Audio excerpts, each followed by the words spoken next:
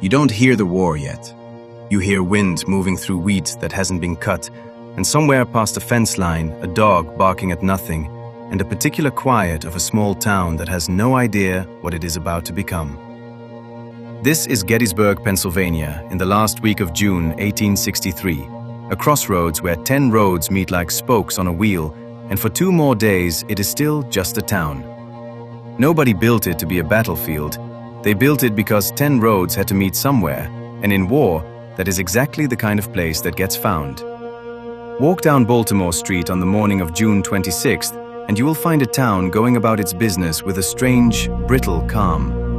There are roughly 2,400 people living here, a college, a seminary on a low ridge west of town, a courthouse and a diamond-shaped square, tanneries and a carriage works, peach orchards and wheat fields ripening in the early summer heat.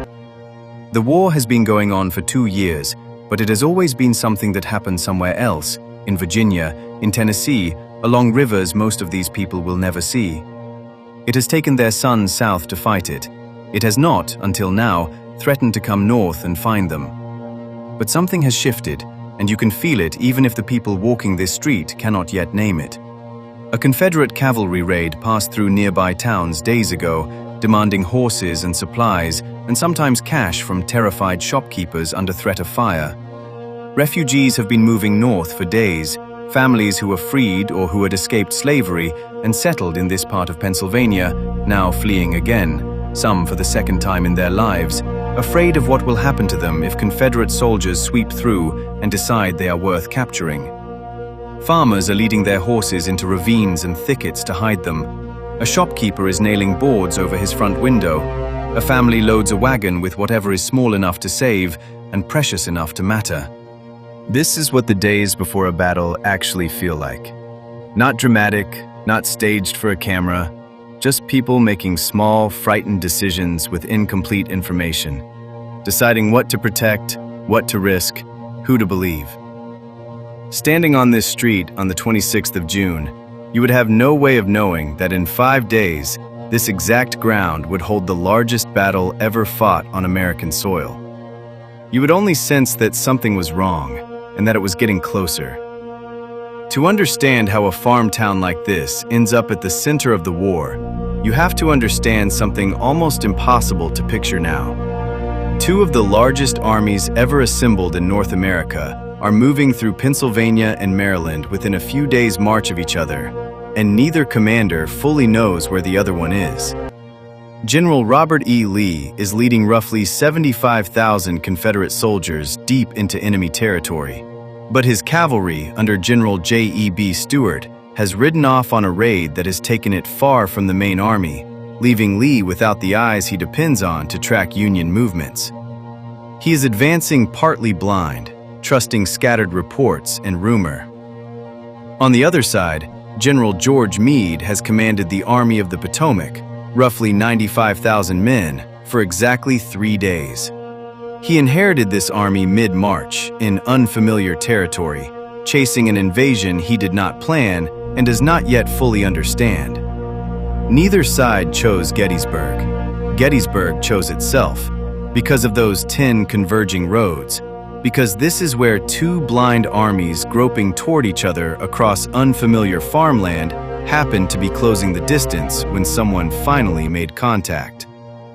On the 30th of June, a Confederate brigade under General Johnston Pettigrew approaches the town from the west along the Chambersburg Pike.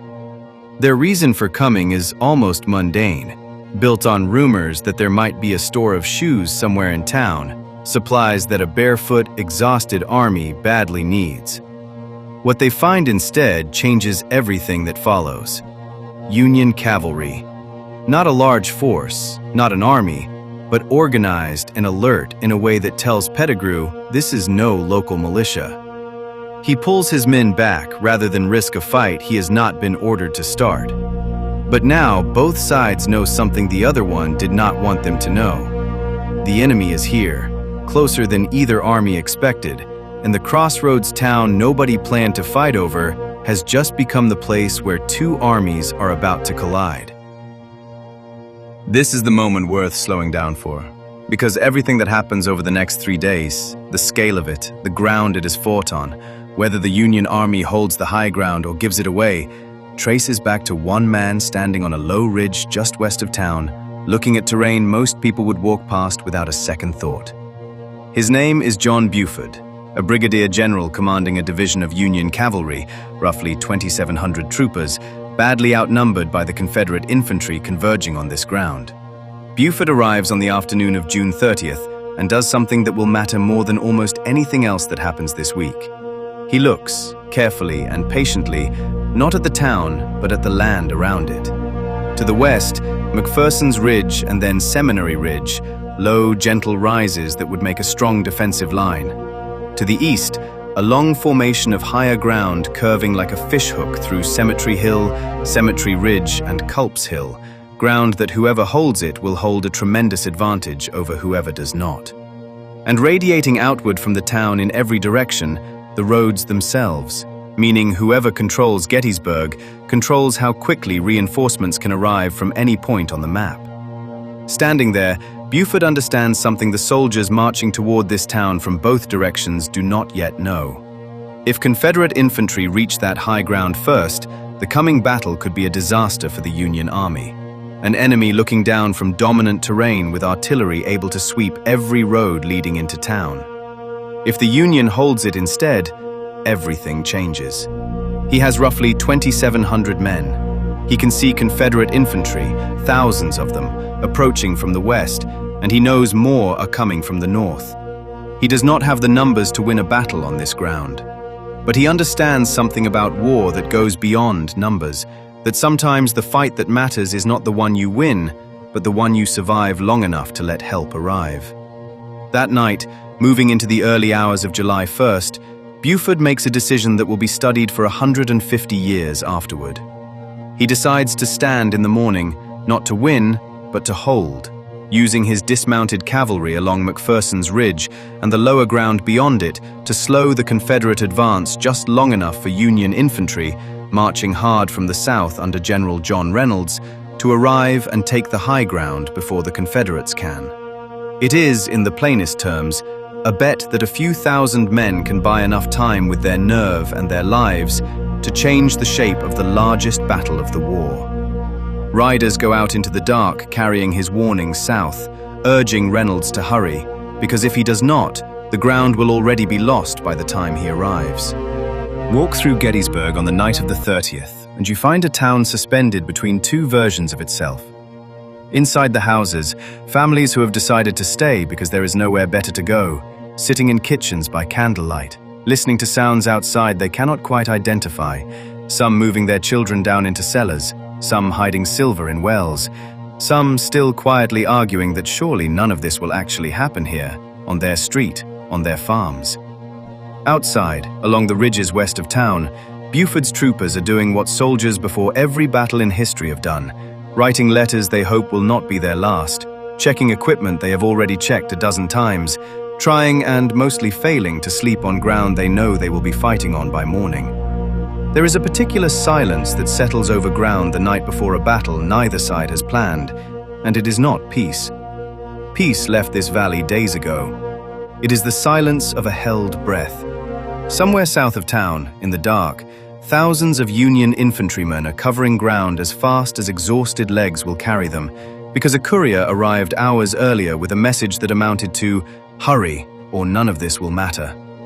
Somewhere west, Confederate soldiers under General Henry Heath are making their own quiet preparations, still believing, based on the previous day's brief skirmish, that whatever force is holding the crossroads is thin and will be brushed aside easily once the sun comes up. Consider for a moment what it must have felt like to be one of the roughly 2,400 people who called this town home on that particular night. Not a soldier, not a general, just someone whose house happens to sit at the meeting point of 10 roads. You did not enlist for this. You did not choose this ground.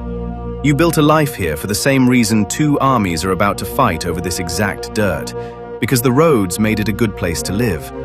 And now you are lying awake in the dark, listening to hoofbeats and low voices you cannot make out, waiting for a morning you have no way to prepare for. The morning of July 1st begins the way most mornings in this part of Pennsylvania begin. Fog low over the creek bottoms, birds beginning to move through the trees along a small stream called Willoughby Run, the air already carrying the promise of a hot, humid day.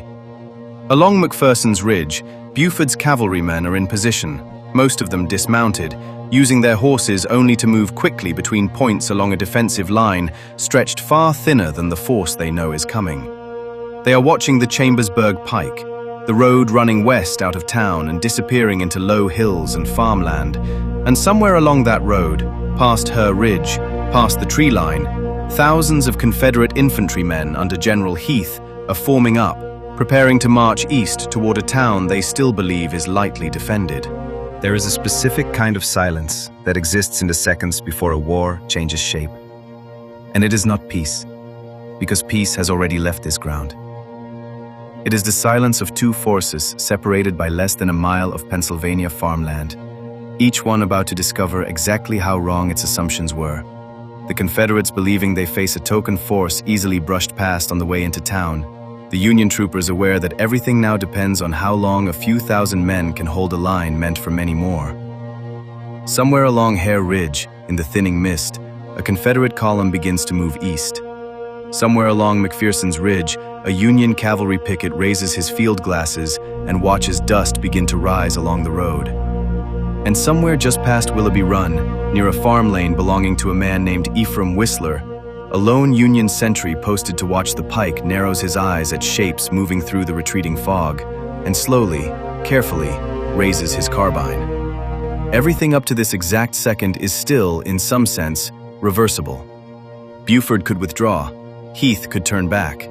Two armies that have spent days blind to each other could still, even now, miss one another entirely and fight this war's decisive battle somewhere else, on some other town's ground. But the sentry's finger is already tightening against the trigger, and the column is already close enough to see clearly, and the fog is already lifting off the water, and in this last instant before everything changes, Gettysburg is still, for one final breath, only a town.